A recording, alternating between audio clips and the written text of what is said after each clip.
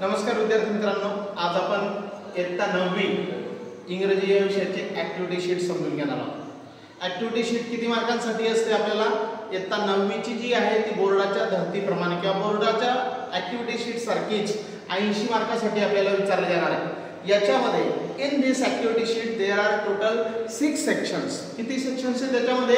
6। किती सेक्शन्स आहेत? 6। आणि या 6 सेक्शन मिळून 80 मार्काचं विभाजन या ठिकाणी केलेलं आहे। चला तर मग पाहूया या ऍक्टिव्हिटी शीट मध्ये प्रत्येक सेक्शनला किती मार्क्स विचारले जाणार। पहिला जो सेक्शन आहे, yes okay, section number first कशावर आधारित आहे पहिला सेक्शन? यस, कशावर आधारित आहे पहिला section? Language study. Very good. किती मार्काला आहे?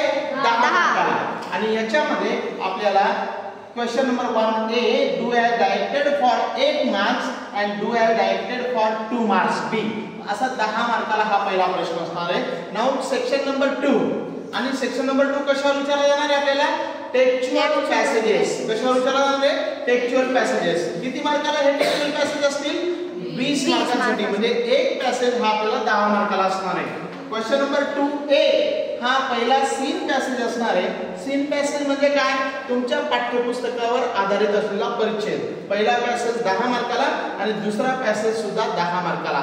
आणि याच्या खाली आपल्याला ऍक्टिव्हिटीज विचारल्या जातील 5-5, प्रत्येक ऍक्टिव्हिटी 2 मार्कासाठी असणार आहे। नाउ सेक्शन नंबर 3, आता तिसरा जो सेक्शन आहे कशावर आधारित आहे तो? Poetry section. किती मार्काला आहे हा? 10 मार्काला।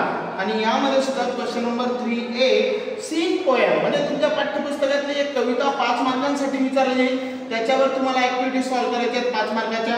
आणि क्वेश्चन नंबर 3B जो आहे अप्रिशिएशन ऑफ द पोएम, तुमच्या पाठ्यपुस्तकामध्ये ज्या कविता आहेत, पोएम्स आहेत, त्याच्यावर आधारित तुम्हाला अप्रिशिएशनचा प्रश्न सॉल्व्ह करायचा आहे 5 मार्कांसाठी। Then now next section number 4, चौथा जो सेक्शन आहे कशावर आधारित आहे? चौथा सेक्शन कशावर आधारित आहे? Non textual passage. या ठिकाणी तुम्हाला एक तुमच्या पाठ्यपुस्तकाच्या बाहेरचा परिच्छेद विचारला जाणार आहे। आणि किती मार्कांना विचारला जाणार आहे तो पॅसेज? 15 मार्क्स। यस। आणि याच्यामध्ये मग question number 4A unseen passage 10 मार्कांसाठी। जसं आपण टेक्स्चुअल पॅसेज पाहिला, सीन पॅसेज पाहिला, तसाच अनसीन पॅसेज आपल्याला 10 मार्कांसाठी विचारला जाणार आहे। आणि त्याच पॅसेजवर आधारित बी प्रश्नामध्ये समरी रायटिंग आपल्याला लिहायची 5 मार्कांसाठी। अशा पद्धतीने 15 मार्काचं विभाजन आपल्याला समजेल। देन क्वेश्चन सेक्शन नंबर 5, पाचवा सेक्शन जो आहे तो महत्त्वाचा आहे, रायटिंग स्किलवर आधारित आहे। आणि याच्यामध्ये आपल्याला 20 मार्कांसाठी प्रश्न विचारले जाणार आहे। Question number 5A letter writing, 5 मार्कांसाठी तुम्हाला पत्र दिलं जाणार आहे लिहायला। याच्यामध्ये 2 पत्र असतील, एक फॉर्मल आणि इनफॉर्मल, दोघांपैकी एक पत्र तुम्हाला लिहायचं आहे। बी मध्ये ड्राफ्टिंग अ स्पीच किंवा त्याला ऑर डायलॉग रायटिंग असणार आहे। 5 मार्कांसाठी दोघांपैकी एक प्रश्न आपल्याला सॉल्व्ह करायचा आहे। क्वेश्चन नंबर 6A मध्ये इन्फॉर्मेशन ट्रान्सफर आहे। याच्यामध्ये वर्बल टू नॉन वर्बल किंवा नॉन वर्बल टू वर्बल अशापैकी दोघांपैकी एक इन्फॉर्मेशन ट्रान्सफर आपल्याला लिहायचे 5 मार्काला। बी मध्ये एक्सपांड द थीम मध्ये न्यूज रिपोर्ट असणार आहे, किंवा तुम्हाला स्टोरी रायटिंग साठी या ठिकाणी प्रश्न दिला जाईल 5 मार्कांसाठी।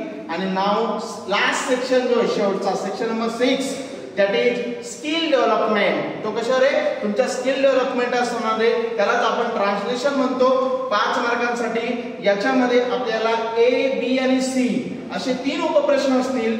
A मध्ये आपल्याला 6 शब्द दिले जातील, 6 पैकी 4 शब्दांचा मराठीत अर्थ लिहायचा आहे 2 मार्कांसाठी। बी मध्ये आपल्याला 2 वाक्य दिले जातील, 4 वाक्य दिले जातील, याच्यापैकी 2 वाक्यांचं तुम्हाला भाषांतर करायचं आहे। आणि सी मध्ये तुम्हाला 2 प्रोव्हर्ब्स किंवा इडियम्स दिले जातील, म्हणी किंवा एखादं वाक्य दिलं जाईल बोधपर, त्याच्यापैकी एकाचं मराठीत भाषांतर करायचं 1 मार्काला। तर अशा पद्धतीने